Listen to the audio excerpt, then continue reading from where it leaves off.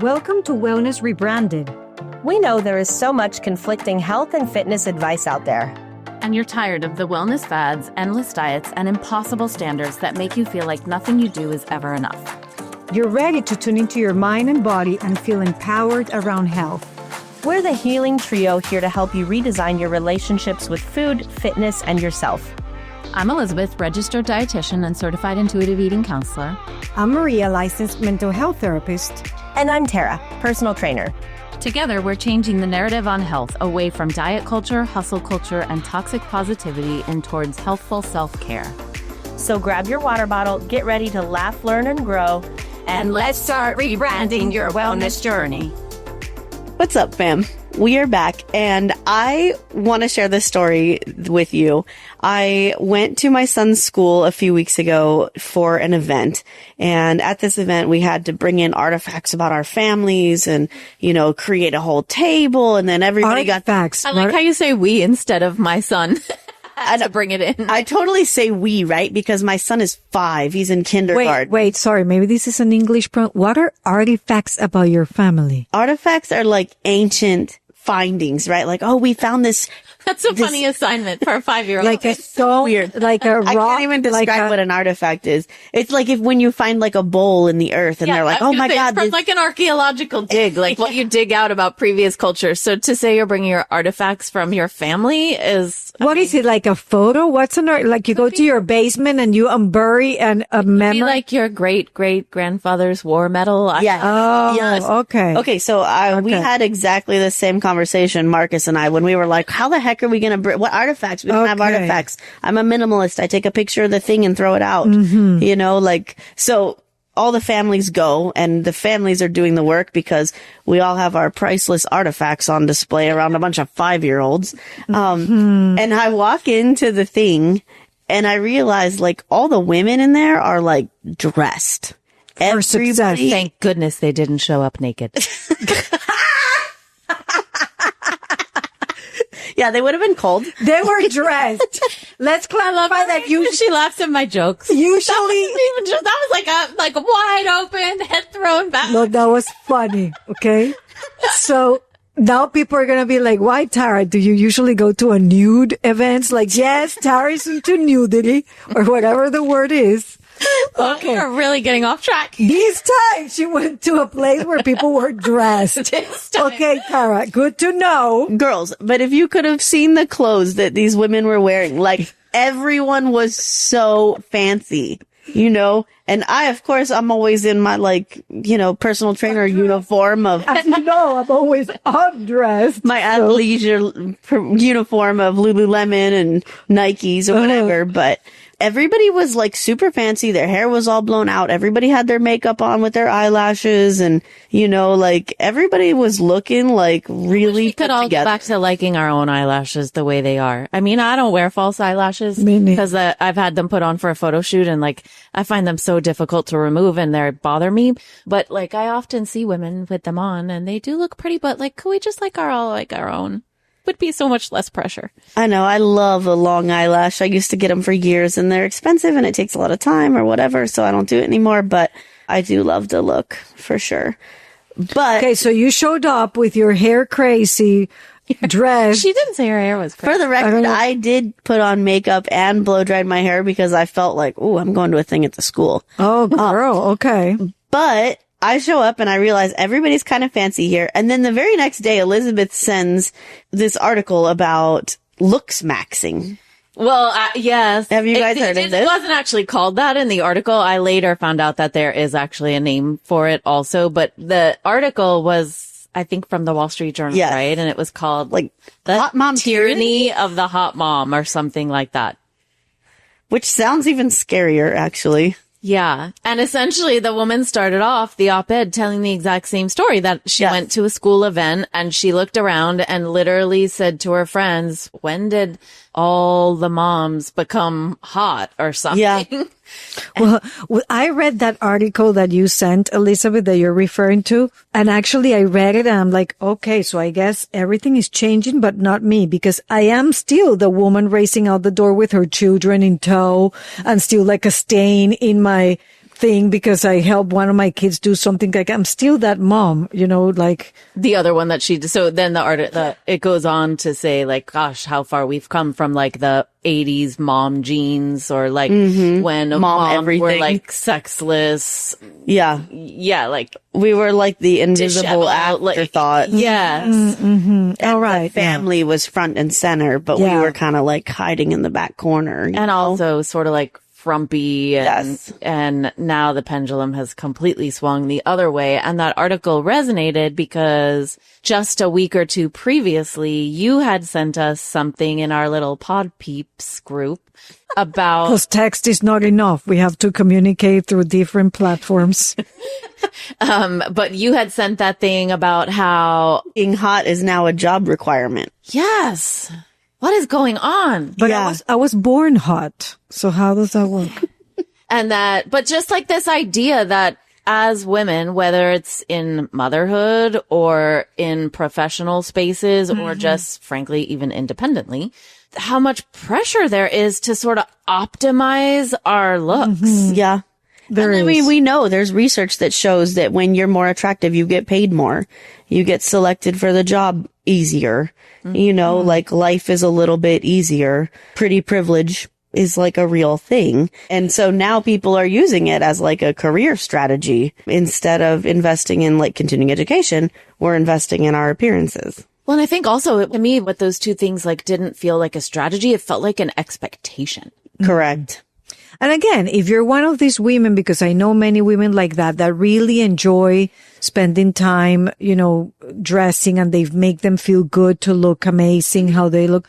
I mean, that's we all fine. want to feel good. Right. Yes. I don't think there's anything wrong with that. No, absolutely not. So what we're talking about is when those expectations and that pressure feels like a pressure, and then you feel that is one more thing that you have to do as a woman to fit into this world, is now having the nice clothes, the hair done, the nails done, the whatever it is. Or that it's a requirement or to sort of be taken seriously, or to prove your skills, or to be perceived in a valued way. Yeah.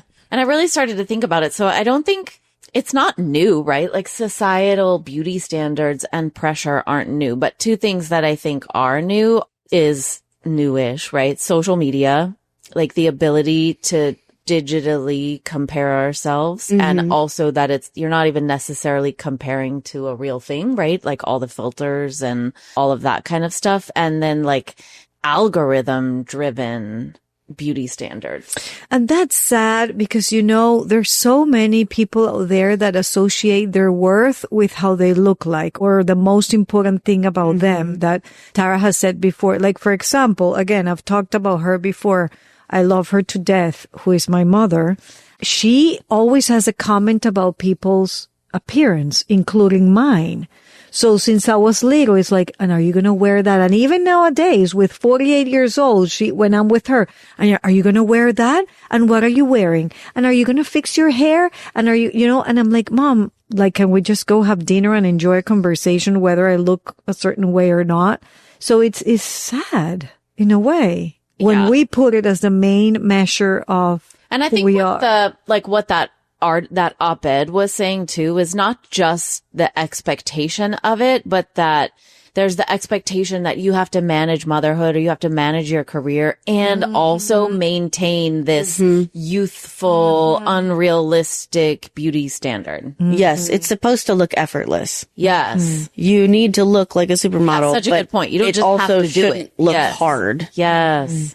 And your kids also have to be on point. You can't have crumbs on their face and stains on their shirt either. Well, let me be very clear about something. I can't. Let's be clear. I cannot look amazing all the time while I'm also picking up kids from school, taking them to the dentist, going to the grocery store, sending 400 emails for my business, and, cleaning the house and making sure that the clothes in the dryer doesn't stay there for a whole week and wrinkles like forever. Like, I just can't. Yeah. And I think what makes me sad. I mean, I can, but maybe I don't want to. Yeah. what makes me sad about it is that, you know, obviously in like this looks maxing trend or that idea of, you know, how it shows up in motherhood, it's this expectation that, or this like presumption that certain level of like beauty and appearance equals status and success. And then it gets internalized. Or how much you have your life together. Yeah. And how much it impacts our confidence. Yes. I feel like when you buy a product or a procedure, you know, whatever, medication, whatever, in some ways you're buying like perceived competence. You're buying trustworthiness and belonging. You're sending the signal that you're like worthy. And you should be worthy no matter what. Hey everyone, we want to give a shout out to the amazing photographer Casey Bossy. She's a maternity and newborn photographer based in Maryland and does the most incredible work right in the comfort of your own home. Her sessions combine the cozy, safe feeling of being at home with the polished, professional look of a studio shoot. So you get gorgeous photos without the stress of leaving your house. We've actually worked with her ourselves. She took the photo you see on our podcast cover, and we can honestly say she's a joy to work with. So we've tried her personally and can vouch for how professional, talented, and thoughtful she is. If you're a new mom or you're expecting, this is the perfect way to capture those precious early moments with your baby. Check out her work at CaseyElainePhotos.com. That's CaseyElainePhotos.com and book your session with her. More info in our show notes. Let's be clear too that, I mean, the way you look probably does send a message, right? Like if you're going... It's a delicate balance. It's a delicate balance because if I go to, let's say, a speaking event, right? And whether it's a man or a woman and they show up on stage and, you know, they look like they just woke up with the hair. Yard work. Yeah. So they just, you know, it's just like dirty jeans with flip flops. And, you know, it's, I mean, I'm not saying it's fair. I think the difference in that case is like that's showing up with a level of professionalism, not an expectation of a certain beauty standard. And that's what I'm saying. That balance of, yes, I mean, work on how you want to look like because it can also help how you feel about yourself. Because it is true. When I spend a little more time and I go out of the house and I feel like, hey, beauty, who are you?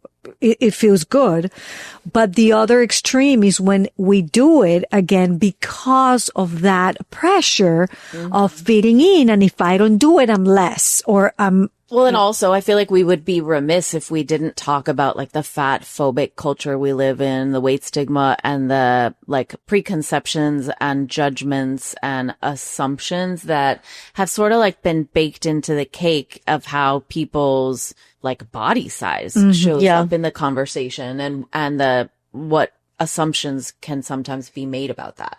Yeah, I see that all the time because I'm in a larger body. People assume I don't exercise. And I'm like, no, several times a week. Yeah. And they always look at me like, what? Like, I thought you were lazy. Like, they don't say that to me usually. Like, the perception is that if you're in a larger body, you are lazy. Yeah. And so it's like, you can't ignore that as part of the conversation, right? The preconceived notions that people carry in. And I even think this carries over, like, back to how you dress. You know, a long, long time ago, before I had kids and when I had more expendable income, I would just, like, randomly go buy myself nice jewelry. And I once walked into a jewelry store not wearing any of the jewelry that I owned, and I was dressed in, like, my personal training clothes. And the people that worked there, like, wouldn't even come over. You know, she's not gonna buy any. She's not gonna buy. They didn't even want to like answer my questions about pieces or whatever. And I went back a few weeks later, and I just happened to be out and dressed and makeup and wearing my jewelry and whatever. And immediately, like everyone flocked over. Well, there's social studies about this. You guys are probably familiar with plenty of studies that they've done if somebody's on the street laying down, dressed like, really badly, almost like a homeless person, and people don't stop. But if you're wearing a suit, they do. I mean, that's one example. There's many of those, or people asking for money on the street, or people, whatever that is. Yes, the perception, and that's just, it comes with being a human being. The perception that you have of people can be done. So that's why this balance is important, right? Because I would also be curious about the other extreme, that maybe women who want to be, completely against this, and then they feel they need to take me into account, even if I come dressed like, I was just washing my car, and then expect that people respond to that the same way. Well, no, psychologically, there's also a reason for that, right? So how to find that balance again? Does that make sense? Mm-hmm. Something else that I think is kind of interesting about this is the economy plays a role in this. Oh, yeah. Like, we're seeing where people can't afford to buy a house, or they have to stay in their car for like a much longer period than they would have. And the future just kind of feels impossible. So people are like, well, at least I can still be hot. And they're focusing on like themselves and their bodies and how they can stay good looking or become good looking. I think there was a quote in one of those things that we read that was like, nobody's ugly, they're just poor. And I feel like the economy kind of drives that, because the future looks relatively hopeless. So people go, well, I can still be hot. And I think it depends on the place. I'm sorry. I mean, I think culturally places vary too. I'm sure it's not the same way in all the states in the U.S. The same way is not equal depending on where you're coming from. I was telling you guys before that coming from a South American country, like for example, Venezuela, where I'm from, is like super well known for have the most Miss Universe. So most women there have gone through plastic surgery and they look amazing. The Venezuelan women are known for looking very well. So when I moved to the US and I realized that I could be with, my slippers and jeans and go to the grocery store like that, I was like, oh my goodness, I feel free. This is the best thing ever, at least here in Annapolis where we are. So, not like I know what you're saying, Maria, though. We travel a bunch, and in Europe, I always feel kind of like, oh, you're underdressed. Oh, yeah. I feel so underdressed in Europe, because they all, I love their fashion. They look amazing. And also, I'm like, definitely go for comfort. So I'm so glad that I really live here. But even when I go visit family in New York, I'm like, dang, they really, people are dressed to the nines, like so much differently here. So culture, and I think it's interesting about our culture that both things can be true, actually. Right? Like even just like the athleisure dressing that we were taught, like that's actually part of the aesthetic, is I feel like also part of the expectation. Yes. Right? Like if you're going to be in comfortable, casual clothes, they should be athleisure, not like, well, and also that sweat. You need to have a certain body to go with them, and that, the way that you put it together, and 100%. So I think something that I was sort of thinking about as we were talking is like this whole looks maxing idea is like the hidden message behind it is essentially that you have to do that in order to feel worthy. Yeah. Right? Or that in order to showcase your abilities, you have, like, it's the price of admission kind of. And instead of trying to maximize or optimize our looks and our skincare and our hair care and our beauty care and our weight care and our food care and our exercise care and all the things, what if we actually tried to optimize our well-being so that we feel able, resilient, and step into who we are and the gifts we can offer the world in that way? I think that's hard because people can't see that then, like if you focus on your well-being, like you might change how your body looks, right? They can't see how your body looks, but I feel like when someone is healthy and happy, like that shows, right? Yeah. And how they show up in the world. But when you think about like how much praise people get for, losing weight or whatever, yes, it's like, really hard. I feel like I have that conversation a bunch with clients of, people are actively trying to get out of diet culture, like separate weight from health. And they may be working with me and they're like dramatically improving their healthy habits, but they will say things like, but nobody knows, or like, my mom is still saying XYZ because she can't see it. Yeah. Right. And so just a reminder that you can't see health. Yeah. And I just feel like the main takeaway from this whole thing is that your worth doesn't increase when your appearance becomes more socially acceptable. Like, you're worthy just the way you are. Yeah. And I would invite you to decline the pressure or to notice it. Like, I mean, yes, it's awesome if you can decline it, but it's also just like, notice, where does it show up, in what ways, and how does it make you feel, and how, like, do you want to continue to be a part of it? Yeah. We do have a choice, right? We can opt out and then do the things because we want to, right? Yes. Not because of the expectation. Not because of the expectation. And do the things because we want to, and know that no matter what, we're still worthy and valuable and have amazing gifts to offer the world, independent of any of that. Your appearance. Yes. Agree. I feel like I interrupted your takeaways though. Were there others? No, that was like my main takeaway was that. Okay. I mean, I feel like you could also, just like remember that changing how you look might change the way people treat you, but it doesn't change your inherent value. Mm-hmm. Like, I think that's why a lot of us do it. Mm-hmm. But that was the big main thing, your worth doesn't increase when your appearance becomes more socially acceptable. Your worth is going to increase when you feel so good with yourself that's how you're going to behave with the other people.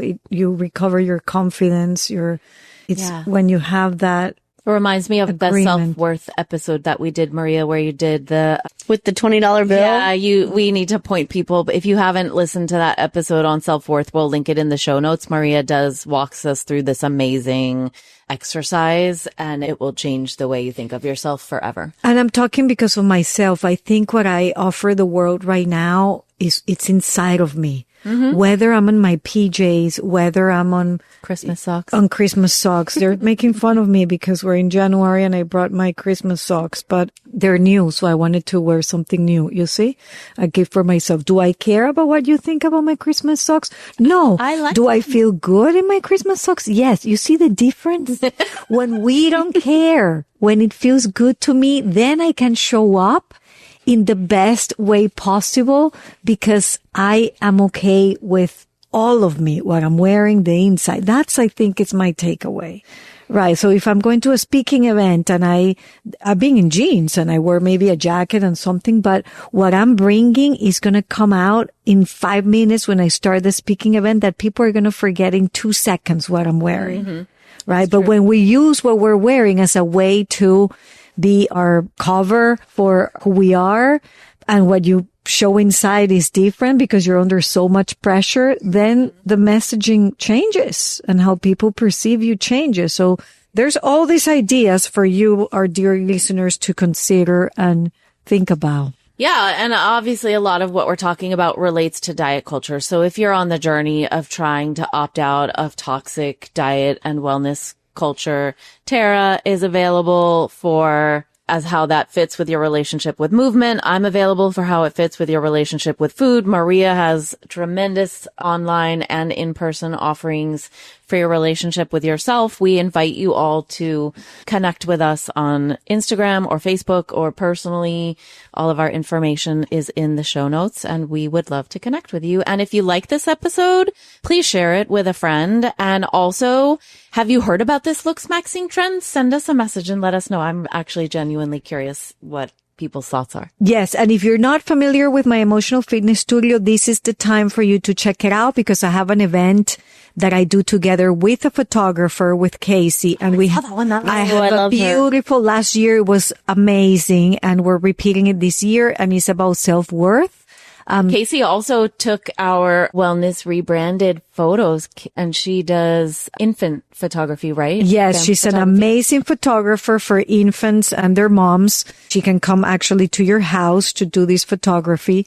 So she's going to be doing this with me for the Emotional Fitness Studio, and we take photos. It's way more amazing than how I'm describing it. So go check these and all the free events in person for adults at thecoachingtherapist.com/events. Until next time.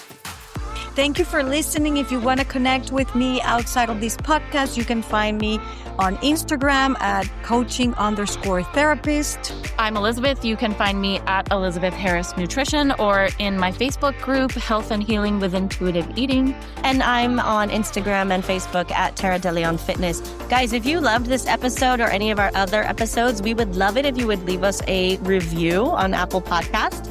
It really, really helps us get the non-diet word out to the rest of the world. So please leave us a review. Yes, thank you.